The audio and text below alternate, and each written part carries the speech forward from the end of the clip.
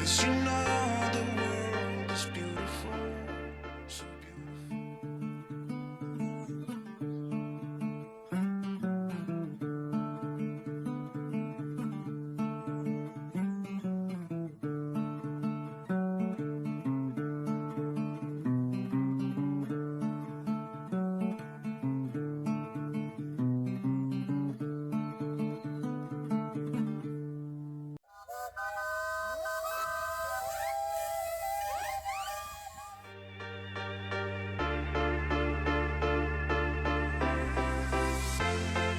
Cause you know the world is beautiful, so beautiful.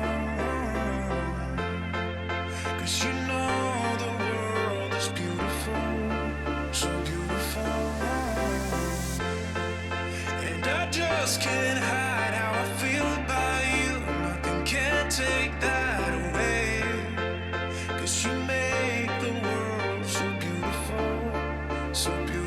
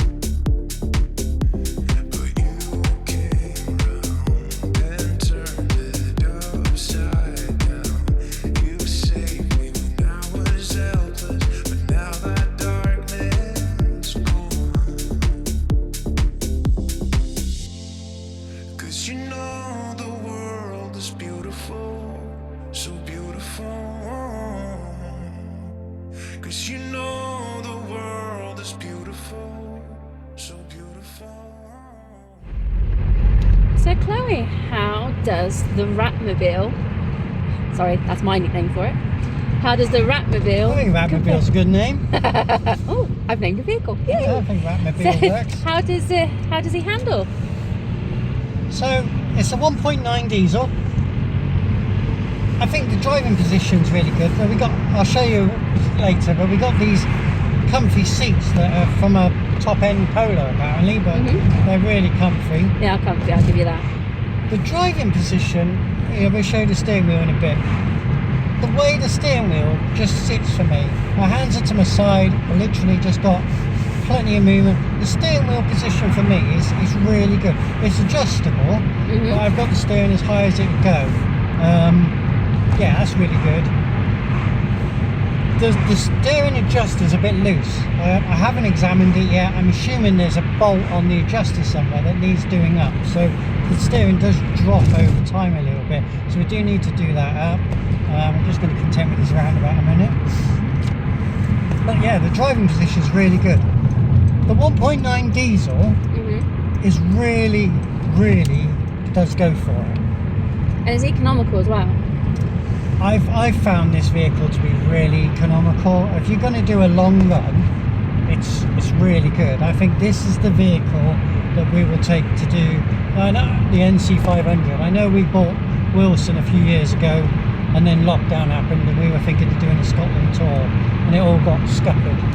Yeah. But I think we got time to do this one up and make it a usable day camper van that we can travel about in.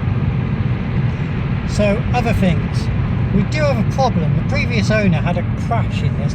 They didn't crash. No. The wheel fell off. The wheel fell off on the passenger's side. Someone had undone their wheel nuts and maliciously. So they managed to get near where they were going, come off the motorway, and the wheel came off. Caused a lot of damage to the vehicle. A nearby garage rescued it and did a lot of work for them, which they don't have the receipt for, so we don't quite know what they've done. We assume they changed the brake caliper and stuff. They spent about 400 quid and the garage said it was ready for collection. But since they've picked it up, there's a thump on that side. You know when you got a flat tyre and you drive over the valve, like tuk, tuk, tuk, tuk, tuk, tuk, tuk. That's what you get. That's what it's getting. You can probably hear it. It's like driving over a valve, yet the tyre is fully inflated. So I don't know if it's the wheel or whether it's the drive shaft, and I don't know how to check. Obviously, to eliminate the wheel, you change the wheel. Annoyingly, this vehicle doesn't come with a spare, so I'm going to have to try and source some other wheels to change the wheels first to eliminate that. Otherwise, it'll be a drive shaft. Horses coming out. Horses coming out. The gearing is really nice. Nice. No, it's a cyclist. It looks like a horse. Me and Peggy both need to go to certain eye opticians. So, yeah, the gearing's really nice. 5 gears, drives straight. There is a gear selector that's a bit worn on this. I do need some help and guidance on that. The first gear I only get if I go from second to first. I can't go straight into first. It just doesn't want it, let it. And it's down and over, let this car go by. It's down and over for reverse, and that can be a bit wishy-washy. It always does find it in the end, but it's not immediately. Sometimes it tries to go into first, which is ironic when you can't get first when you want it. But you shouldn't be able to get first by pushing down anyway, but it does. So the gear selector, I think, is a plastic link on these, and that does need attention. Other than that, it drives very well. It's very comfortable, very economical, and for going over a 20-year-old van now, I'm really pleased with it. Other things, because you're probably thinking, oh, you'll have it on. The visibility is really good. Mirrors are really good. The drive, yeah. Let's get a shade of the van.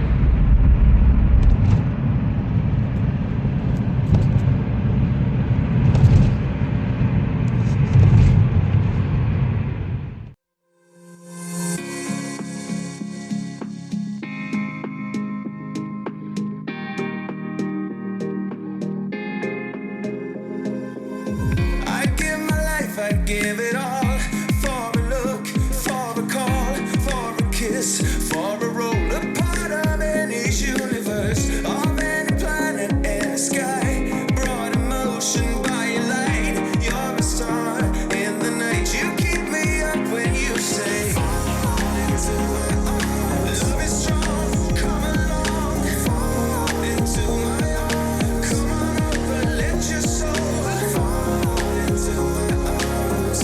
Finally I can feel you, finally I can see you. Fall into my arms.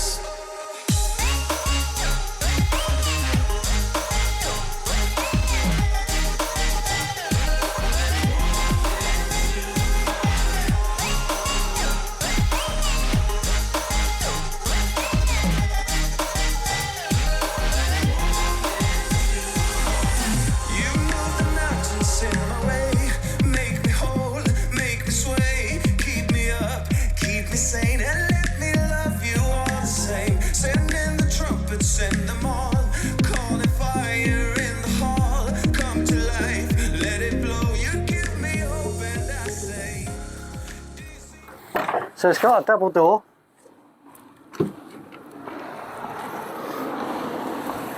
Peggy's learning it. It's quite big inside, do you reckon? I reckon it's quite big. Yeah. So the previous owner had already started insulating it, but it's about 5.5 foot. You could possibly tilt the seat a little bit more upright, and it's got quite a lot of height room. It's a high top van.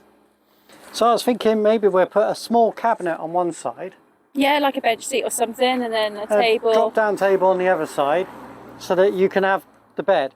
The cushions from the previous owner, they got rid of a sort of a sofa bed cushion, and they said it's the right sort of does the job for this, and I think they'll do for now. We'll repurpose them. So yeah, it's an ideal to make a day van. I don't want to fill too much space. If we make a cabinet here, I'd still like to have some space, because if you've got a van, you want to make use of a van. Yeah. You don't want to just fill it as a permanent camper, because we've already got a camper. We need it as a day van, so I want a narrow unit as possible for your little gas, probably a 907 spinny bottle, the width for that. And that's what's going to come up here. There are no windows in here, Just at the back. just at the back. But I think that's plenty of light. It's just fine for me. I'm going to take all the stickers off these windows to give.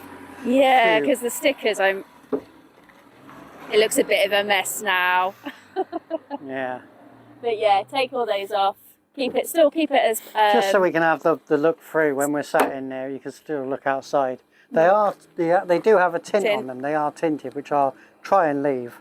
See how it goes. But yeah, plenty of room. Really good idea of day van. The only issue I have with the van is behind the front driver's seat there is water coming in, and we didn't have a lot of rain last night, and there's already an inch of water behind the driver's seat.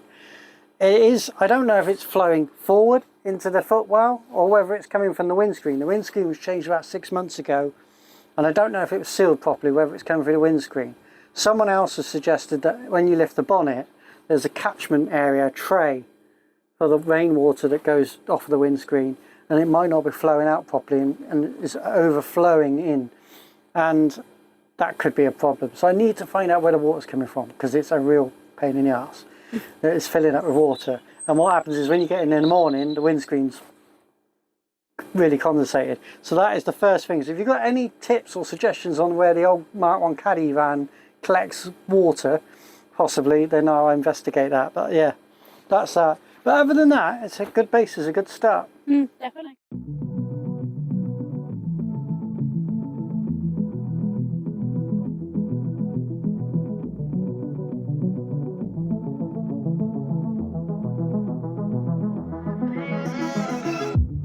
I could probably use some heartbreak to get moving. Tired of the way you let me down.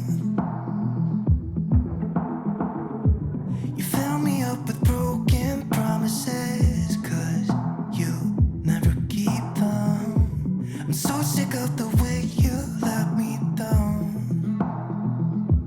So all my time, oh, don't try. I don't like all the things you do, mess with my head. Just pick me up, let me down like you don't care. This is for my time. I don't know which way I'm going. I don't need to, as long as I don't have to stay with you. You fill me up with broken promises.